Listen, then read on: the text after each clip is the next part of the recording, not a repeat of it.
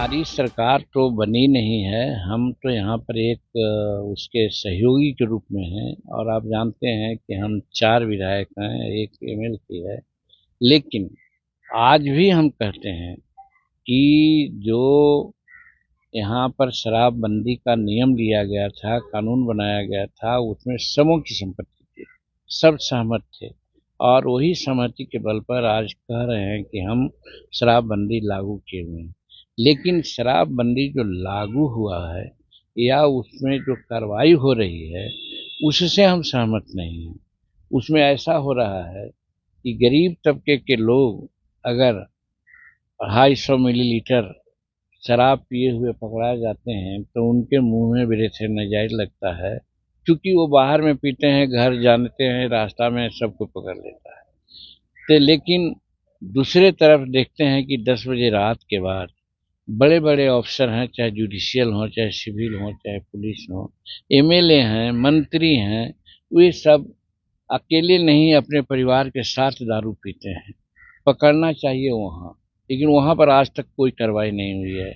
मैं समझता हूँ कि कार्रवाई वहाँ भी होनी चाहिए और नहीं तो फिर यहाँ जो करते हैं गरीबों के साथ करते हैं तो उसके साथ अन्याय होता है। वो कमा करके आते हैं, कुछ थकान मिटान के लिए ले लेते हैं और उनको मुफ्त में बेसनराइज लगाते हैं, उनको जेल भेज देते हैं, तो आगे कमाने वाला आदमी उसको कोई नहीं, उसके परिवार भूखे मरते हैं।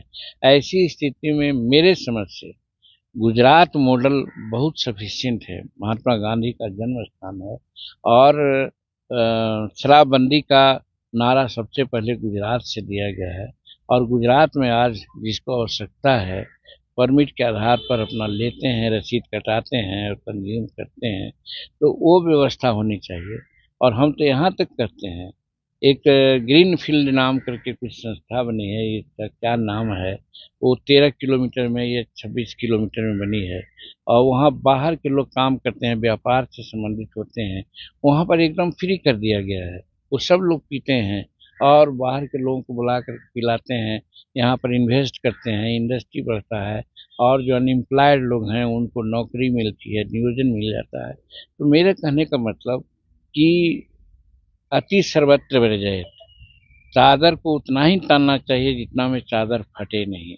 आज सीमा से बाहर होकर के लोग शराबबंदी की बात कर रहे हैं और इसमें हमारा तंत्र जो पुलिस तंत्र है, आधा तंत्र इसी में लगा हुआ है, जिसके चलते लॉ एंड ऑर्डर भी खराब हो जा रहा है।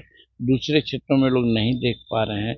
इसलिए हम इनके पार्टनर और इनके साथ रहने वाले शुभाकांक्षी हैं, इसलिए कहना चाहते हैं कि इस पर विचार करना चाहिए और अगर हो सके तो गुजरात मॉडल लागू करना चाहिए, तो सबको फायदा होगा और राज्य को भी आर्थिक फायदा होगा।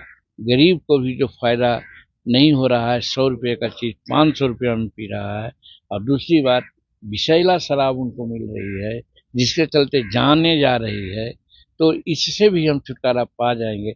हर हालत में इस शराब नीति की समीक्षा करनी चाहिए। हमको विश्वास है कि नीतीश कुमार बदली हुई परिस्थिति में जरूर समीक्षा करेंगे ताकि किसी को कोई दिक्कत नहीं हो। सरकार में है सर, मांग करेंगे आप? अरे आपसे बोल रहे हैं तो मांगे न कर रहे हैं जी, अब बातें न बोल रहे हैं। आपसे मिलने का मतलब, बात करने का मतलब, ये तो पब्लिक डोमेन है। आप मत छापिएगा, नहीं दीजिएगा तो एक अलग बात है। मंत्रिमंडल का पूर्ण गठन नहीं हुआ है, ये कोई अनहोनी बात नहीं है। बहुत बार ऐसा हुआ है कि प्रथम मंत्रिमंडल का गठन होता है, मुख्यमंत्री 1 या 2 या 3 लोगों के साथ जो शपथ ग्रहण करते हैं, उसे 10 दिन 15 दिन के बाद अपना एक्सपेंशन होता है। एक बात जो नहीं हुई है वो हमको भी लगता है कि शायद ये पहला बार है कि मुख्यमंत्री शपथ ग्रहण कर लिए, 8 मंत्रियों का भी उन्होंने वो दिलवाया, लेकिन विभाग अभी तक शायद नहीं बटा है। तो विभाग बढ़ जाना चाहिए था और बाकी सारा विभाग मुख्यमंत्री के पास होता, फिर जब नया वो होता सब लोगों का, तो फिर उसी तरह से विभाग बढ़ जाता। तो ये नहीं हुआ है, लेकिन ये स्वेच्छा है हमारे मुख्यमंत्री का और भला बुरा सब वो समझते हैं, तो उनकी स्वेच्छा है, तो इस पर हम लोग कुछ कह नहीं सकते हैं।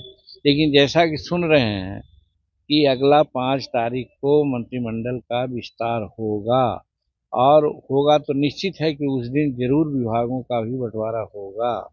तो 28 तारीख को मोन उठ लिया है उन्होंने, और 5 तारीख को यदि दूसरा मंत्रिमंडल का विस्तार होगा तो ये बहुत ज़्यादा समय इसको नहीं कहा जा सकता है, इसलिए इस पर कोई प्रश्न उठाना मैं समझता हूँ उचित नहीं है। पेज कहाँ फंसी हुई है सर?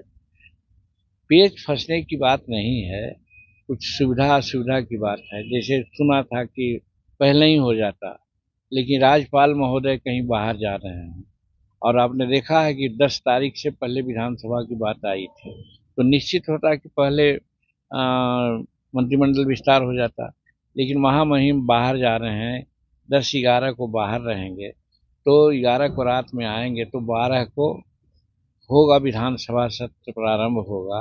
तो वैसी परिस्थिति में 11 के पहले ये मंत्रिमंडल का विस्तार स्वाभाविक है, लेकिन मुख्यमंत्री ज़्यादा ही इसमें सचेष्ट हैं, और जैसा कि मुझे मालूम हो रहा है कि 5 तारीख को ही मंत्रिमंडल का अगला विस्तार हो जाएगा, और उसी दिन विभागों का बंटवारा भी हो जाएगा। रही बात हमारी, तो हम शुरू से कह रहे हैं कि निर्दलीय एक विधायक हैं, उनको आप एक मंत्रालय देते रहे हैं, आज भी दिया, और हम 5 विधायक हैं, 4 एमएलए और 1 एमएलसी, तो हमको कम से कम 2 मंत्री जरूर चाहिए। तो इस लाइन पर हम बात किया है माननीय मुख्यमंत्री से भी, बात किया है नित्यानंद राय जी से भी, बात किया है अमित शाह जी से भी, कि भाई हमको एक विभाग और आप दीजिए। उन लोगों ने कोई स्वीकारात्मक या नकारात्मक बात नहीं कही है, इसलिए हमको उम्मीद है कि हमको एक विभाग और मिलेगा, और हम समझते हैं कि एक विभाग मिलेगा तो बहुत अच्छा रहेगा, और हमको मगध में काम करने में, सामाजिक सामंजस्य को स्थापित करने में हमको बड़ी सुविधा होगी, इसलिए हमें एक विभाग और